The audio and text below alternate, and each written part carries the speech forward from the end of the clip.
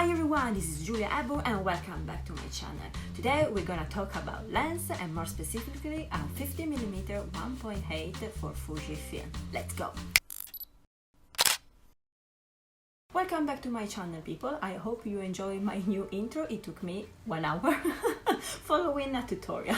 The main question today is why I purchased a new lens. Of course, thank you for Amazon Prime. Thank you to Amazon Prime. This lens had a very good deal, and how can I just leave it there in Amazon? No way. So I finally purchased this. The 7 Artisan 50mm 1.8 for Fujifilm, for my Fuji X-T30. I decided to purchase not the original Fujifilm 50mm but the 7 Artisans because I read so many reviews online that was a very good lens, that works very well, that was built very good, and I really wanted to try. And also, I really like the name 7 Artisans, by the way. It came in this little white, very sturdy box, and inside what you get this glove to clean the lens, a little pouch, the instruction manual like this in Chinese and English, and then you get the lens that is already mounted on my camera. The first impression of this lens was very good because the material is light metal, and compared to the 50mm that I have for Canon from Yongnuo, that you can feel it that there is a really plastic, is made with plastic. This one gives me the idea that it's like more sturdy and like can survive into my hands. Let's say this. This is a manual lens. I cannot zoom it. I have to do everything by manual. So the feeling that it gave me, but then you're gonna see it, is more to having like a film camera. So as you can see, this is the focus ring, then we have the focal length and the depth of field scale and the aperture ring over here.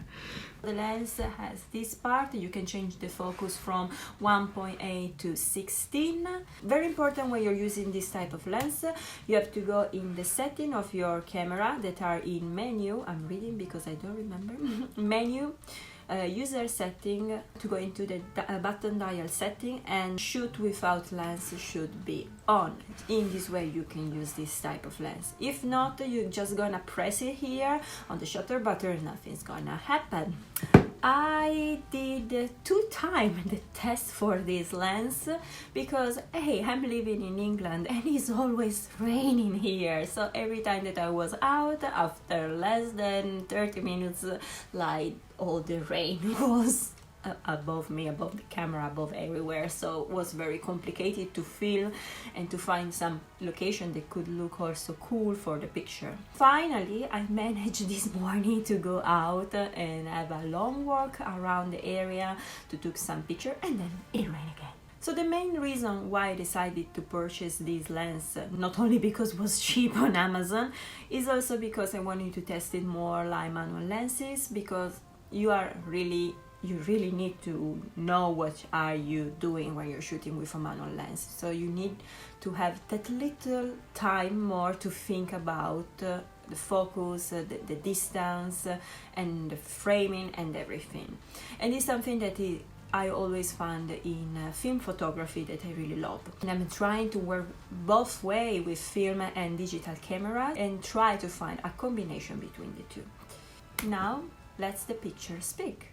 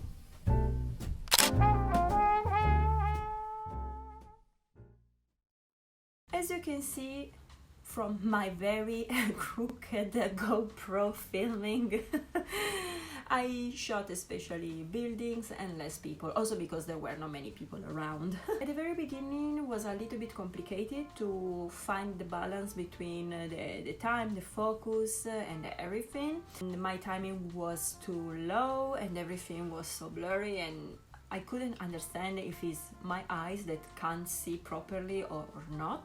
But in the end, I decided to find a way, especially with the time and the eyes, to work with. So all the pictures, as you can see, are between 250 and 300 speed. And for the focus, I try not to go below of 4, even if sometimes I try to go at 1.8 to test them, but it's more complicated to take care of everything. Also because I don't have a hood to cover the lens, and I didn't bring with me an ND filter. Sometimes there were too much light and I was like a little bit struggling. The other problem that I have, but I always have with this camera, is because I tend to look into the viewfinder, not on the screen. So sometimes with my nose I press everything on the screen, so it was very complicated. In the end I found a balance to do both ways, try not to keep my face very attached to the camera. So my final impression about this lens, I like it. I think I need to practice a little bit more to achieve the best result. I like the effects of the picture, how they came out. They looks like film for me. I don't know why, but I like it in this way. I really would like also to test it with portraits, so stay tuned because I'm gonna do probably a portrait session soon using this lens. Let me know if you ever use this type of lens, or if you ever use another type of lens from Seven Artisan or other brands. I really would like to know, because yeah, I'm always open to purchase new lenses and to keep in my storage. I'm joking, I can't afford everything. If you have any question, as usual, you can drop me again a message in the comment section below, or you can contact me by Instagram or email or my social media, whatever. It's very easy to find me in the web world. And another update, I have made a new class on Skillshare. This video is not sponsored by Skillshare, by the way. So I made a new class on Skillshare, and it's called Tips and Tricks for a Fast Workflow in Photoshop. It's very complicated to pronounce it for me, but this is the name. And there you're gonna find everything you really wanted to know to work fast in Photoshop. I decided to make this course thinking about people that wants to start a career in photography. It's focused especially in fashion photography, but all these tips and tricks works for any other types of photography. Everything that you're gonna find in this course is something that I'm using every day. I use it when I was working at a fast fashion company, and it saved my life all the time and makes my workflow very fluid and complete and perfect. So there you're gonna find all the secrets that you really wanted to know if you don't want to spend a lot of time.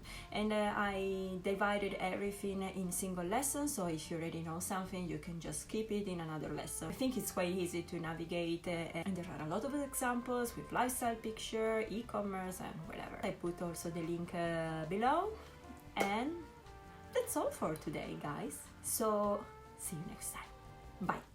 By the way, people are asking me to do a video about the Moza gimbal. Yes, it's in my to-do list. It's written like this, like Giulia, do it, please. Thank you also for all of you that ask me information about this very nice gimbal. Yeah, it's in my to-do list, but as I said, it's always raining in this country, so it's very complicated to be outside for more than 1 hour and do everything properly, but it's in my to-do list, so be patient. It's gonna happen soon, I hope. Okay, bye.